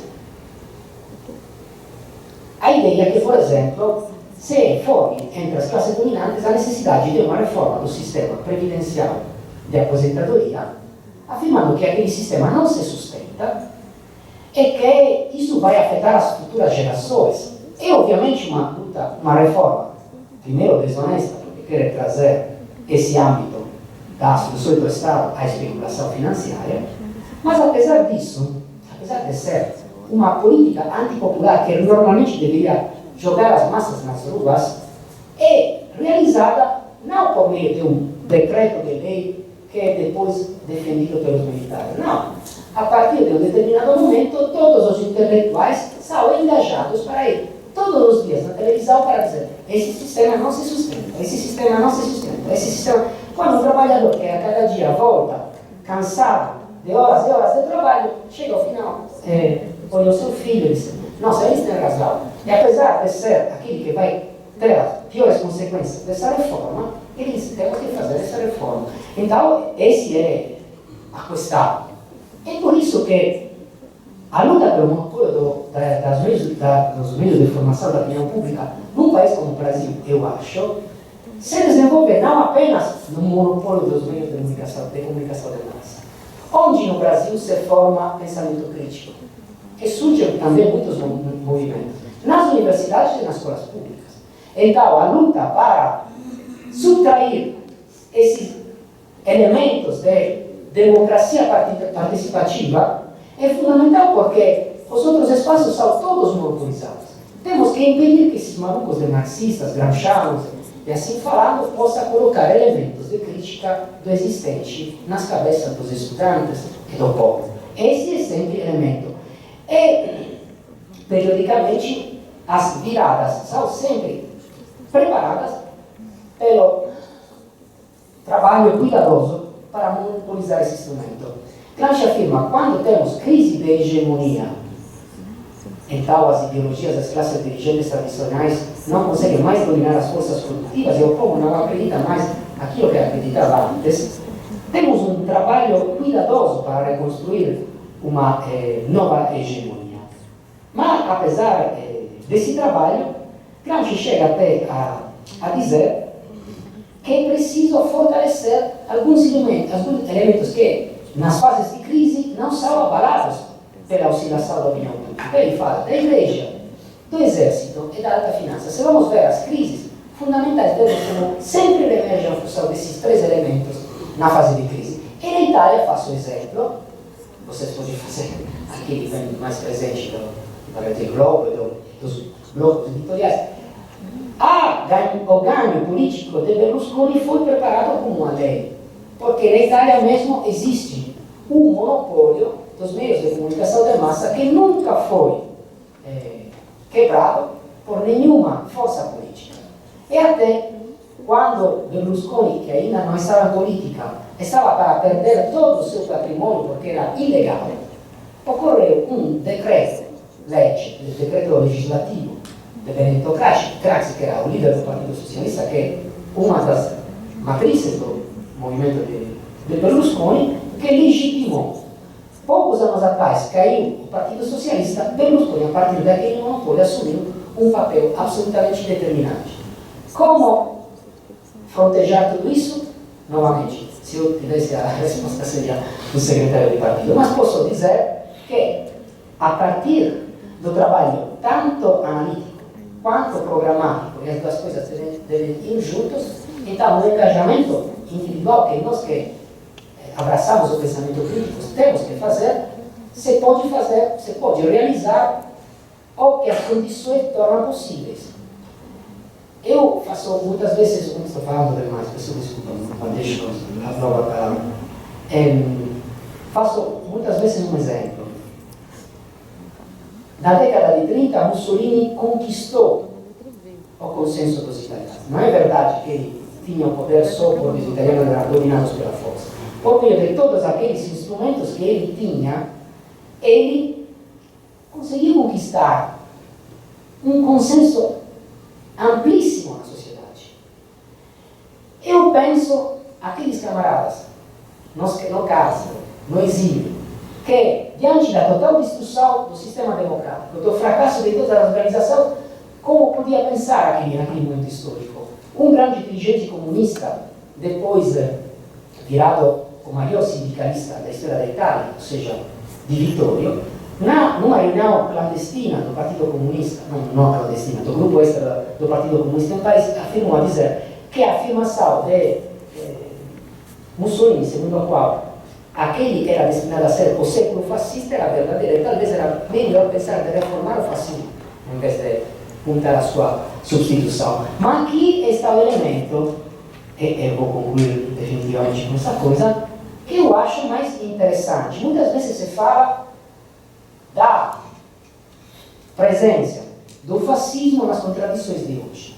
Eu acho que a herança maior do fascismo na política sucessiva do mundo democrático e não democrático é exatamente como Mussolini utilizou os meios de comunicação de massa. Mussolini tinha sempre atrás uma operador de cinema que qualquer coisa que ele fazia repreendia e depois era reproduzido no cinema de toda a Itália.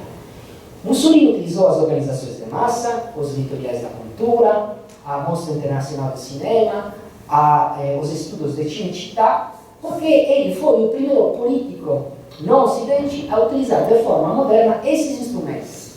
Então, a utilizar não tanto a informação, mas a manipulação, a demagogia como instrumentos que, paralelamente ao sistema corporativo e às organizações de massa, servia a regimentar o povo e desativar o conflito entre capital e trabalho. É a partir dessa questão que Gramsci estuda a questão da hegemonia, que é diferente daquela do Habermas, eu acho, mas não é contradição. No sentido que Gramsci mesmo, muitas vezes, se conecta a um autor utilizando alguns elementos. Faço o exemplo de Michels. A crítica ao partido político de Michels, que é criticado como autor por Gramsci, é fundamental para entender a visão do partido de Gramsci. Mas temos elementos que encontramos. Então, temos elementos de discordância pela estrutura do pensamento, mas na história do desenvolvimento das ideias, isso é absolutamente normal. Não podemos pretender que uma teoria se encontre de forma monolítica em um outro autor, porque a história dialética, então, alguns elementos do pensamento de Gramsci se encontram em Habermas, outros não.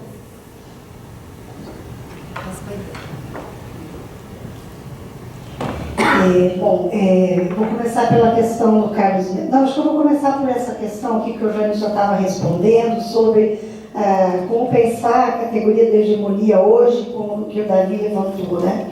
Eu acho que o Gianni já coloca muito bem, mas eu gostaria de lembrar que, ao lado da categoria da hegemonia, a categoria da ideologia é fundamental, porque ela nos ajuda a desvendar a estrutura ideológica da classe dominante e a pensar em alternativas de confronto, né?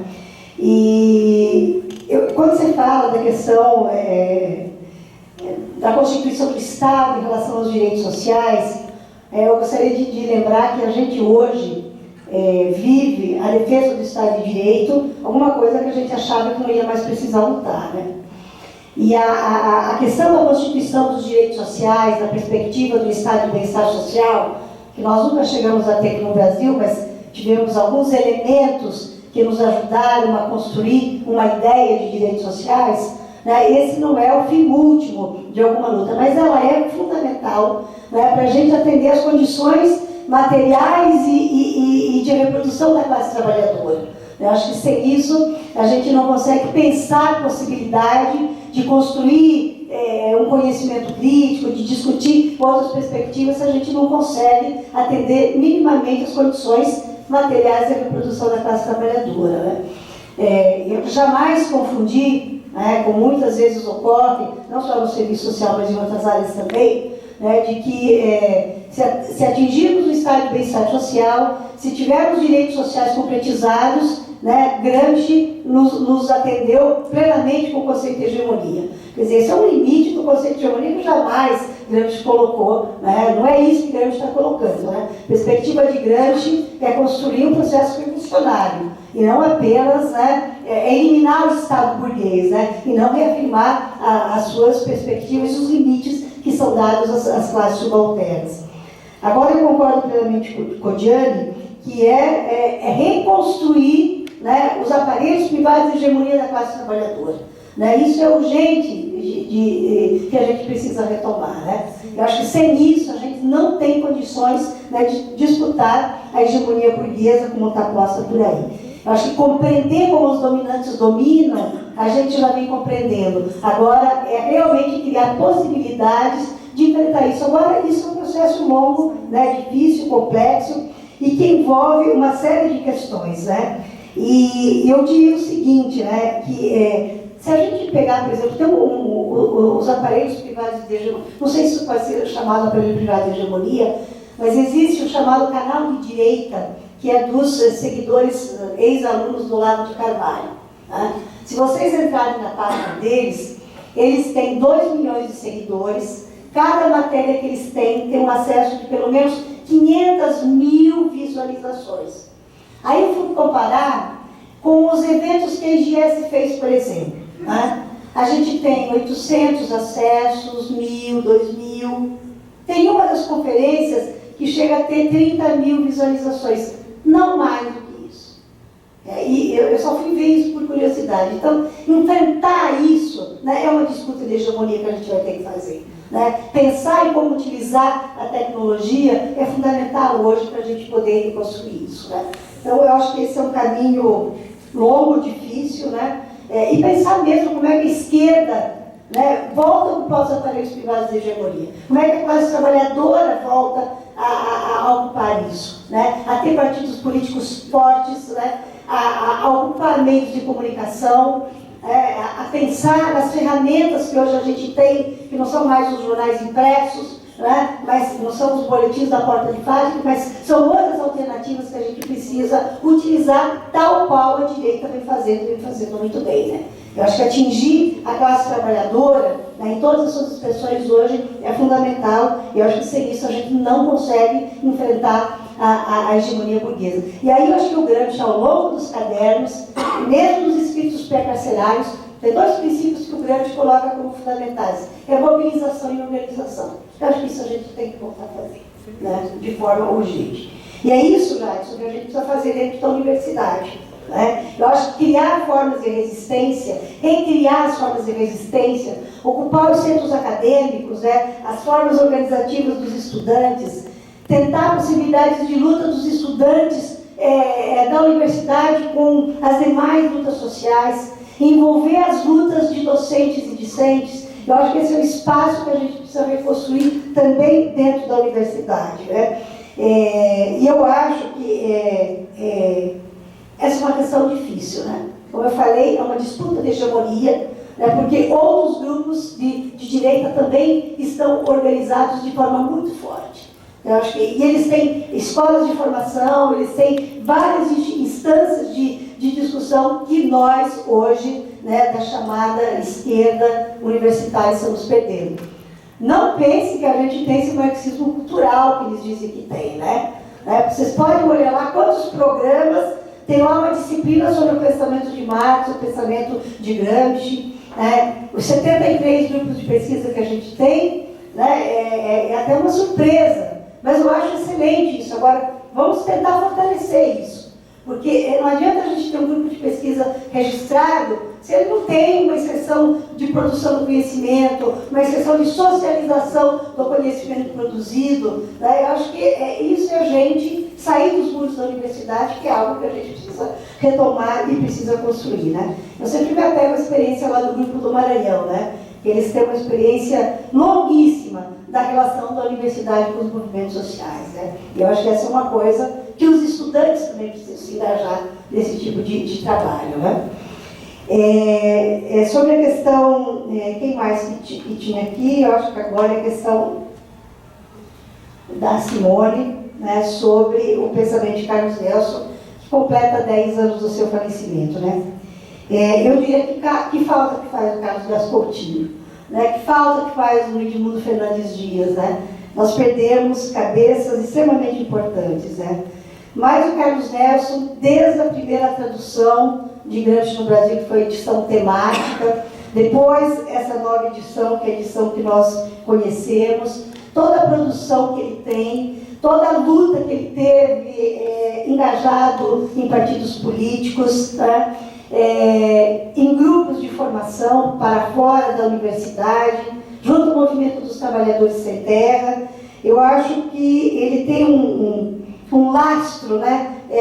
Um legado que ele nos deixou, que nos introduziu ao pensamento de Gramsci. Nós podemos discordar de várias questões que ele coloca, isso é salutar, tá? Eu acho que fazer um balanço da produção que ele tem, né, e ainda de como ele vem ajudando a formar várias gerações, inclusive as novas gerações, né, que trabalham com o pensamento de Gramsci, que querem se introduzir ao pensamento de Gramsci. Eu acho que ele é uma referência, né, foi, e será sempre uma referência para nós brasileiros, para a América Latina e para outras realidades, né? Então, eu acho que retomar os textos do Carlos Nelson, retomar a cultura e sociedade no Brasil, para a gente entender quem são os intelectuais brasileiros, né? A que tipo de classes eles são vinculados, como a Luciana falou muito bem. Como construir hoje, reconstruir o papel dos intelectuais das classes subalternas, que é fundamental para construir uma nova hegemonia. Sem intelectuais, não há construção de uma nova hegemonia também, né? Então, eu acho que o pensamento do Carlos Nelson é fundamental, como é fundamental o pensamento do Edmundo Fernandes Dias, que nós perdemos, e de outras tantas cabeças importantes, né, Chico de Oliveira, né, que tinha uma relação grande com esses intelectuais, né? Então, dizer que a gente sempre vai retomar esses textos, né, porque eles têm lições, né, que continuam a nos instigar a pensar, a superar o pensamento deles, a construir novas interlocuções, que eu acho que esse é o nosso papel, né, enquanto produtores de conhecimento, né. Para o serviço social, Carlos Nelson tem uma importância fundamental. Sem ele, a gente não teria chegado a toda esse conhecimento e essa permeação com o pensamento de Gramsci que a gente chegou na realidade brasileira, né? Eu acho que ele nos colocou num papel muito importante, né?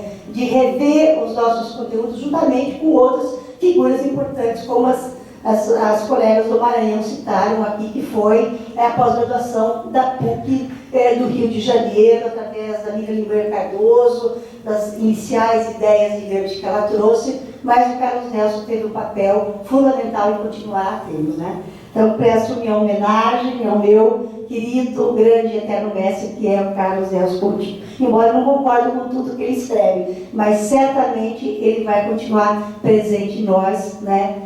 Por ele, como diz Gramsci, não é?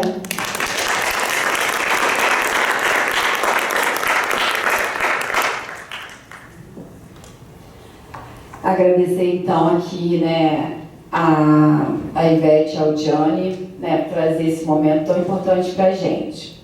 Então agora a gente já está indo para os finalmente, né, da nossa mesa, porque a gente combinou aqui, eu estou aqui no meu papel, né, de controlar o tempo, de organizar, até porque a semana foi longa, né? A semana foi longa, vocês estiveram conosco esse tempo todo, então a gente gostaria de agradecer cada um de vocês, né, por estar aqui nessa mesa e, sobretudo, por participar da semana toda conosco. Então a gente fica feliz com isso. Também agradecer ao Gianni e à Ivete pelas contribuições que trouxeram nessa noite.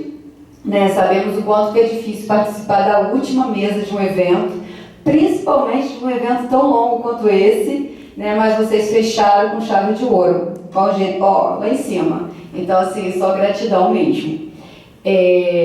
Então, assim, também gostaria de agradecer, porque a gente fez um combinado aqui, né, gente, por isso que eu estou fazendo minha fala agora. Gostaria de agradecer, né, mais uma vez, por ter participado dessa gestão, né, principalmente com todo o conselho, com o conselho fiscal, né, principalmente com essa coordenação, né, com o Gianni, com a Deise, com a Aliaga e o César, né, que fez, né, nós fizemos parte dessa coordenação, e é isso. Então eu vou passar a fala aqui para a Ivete fazer as suas considerações finais, e depois da Ivete, o Gianni. Eu só tenho a agradecer mesmo. Acho que, embora foi uma semana densa, né, intensa, eu acho que foram momentos de muito aprendizado, de autoformação, e a gente sai daqui muito mais enriquecidos do que no dia que nós chegamos, né? Então, agradecer mais uma vez pela oportunidade de ter participado desse colóquio. O segundo colóquio, que foi em Marília, eu não pude participar, estava com a minha mãe muito doente, e estou muito feliz de poder estar aqui, né, ter retornado esse nosso encontro, que é coletivo, fraterno, de troca de conhecimento, de amizade e de fortalecimento das nossas lutas, né? Então, muito obrigada, e que sigamos na luta, todos juntos, como diz, né, ninguém larga a mão de ninguém por aqui, né? Muito obrigada.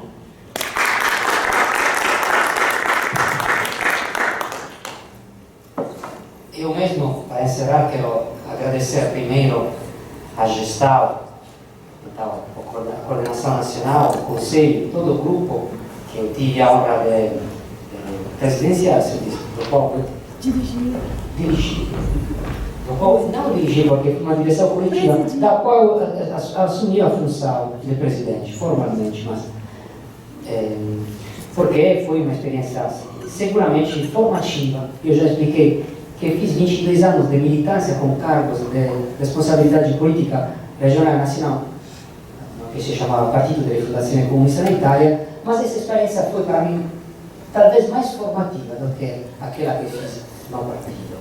Mas quero agradecer, junto com a Coordenação Nacional e o Conselho que se empenhou nesses anos, o tempo todo, para planejar e construir esse evento, o grupo local, sem o qual não podia existir esse momento. Então, agradecer aos colegas do Instituto Federal de Goiás, da Universidade Federal de Goiás, Maria Margarida Machado, David Maciel, Rodrigo Giussé, Marcelo Lira, porque acho que no conjunto desse trabalho entre a coordenação nacional e a atividade concreta no território, foi possível, depois de 2 anos de lockdown, com muitas contradições e também com perigos, porque planejar um ano atrás esse evento era um perigo, um risco, porque ninguém de nós sabia se efetivamente seria estado possível, mas foi uma tentativa que deu certo. Foram 5 dias intensos de aprofundamento, discussões, troca de experiência, mas também de profunda amizade, noites no botecos, camaradagem. Então foi uma experiência integral, porque Gramsci concebe a militância não apenas no sentido burocrático, mas na construção de elos empatéticos entre quem pretende construir o processo de emancipação humana. Na passagem da velha para a nova gestão, chefiada por uma figura histórica dos estudos gramscianos no Brasil, como Anita Schlesinger, eu quero desejar a esse novo grupo de gestão um proveitoso trabalho para levar a EGS Brasil a novos desafios e sucessos em todas as esferas de atividade dessa nossa organização. Como vocês sabem, eu fico muito feliz e fiz bastante pressões por essa solução. O próximo colóquio será na lindíssima cidade de São Luís, onde, ademais, além da lindeza dessa cidade, temos um dos grupos que há anos desenvolve um dos trabalhos mais importantes, analítico e programático, de traduzibilidade, de filologia, de traduzibilidade no Brasil, que é um grupo maravilhoso de São Luís. Eu não tenho dúvida que será um sucesso, tanto para a nova gestão quanto para o próximo colóquio. Então, viva a EGS Brasil!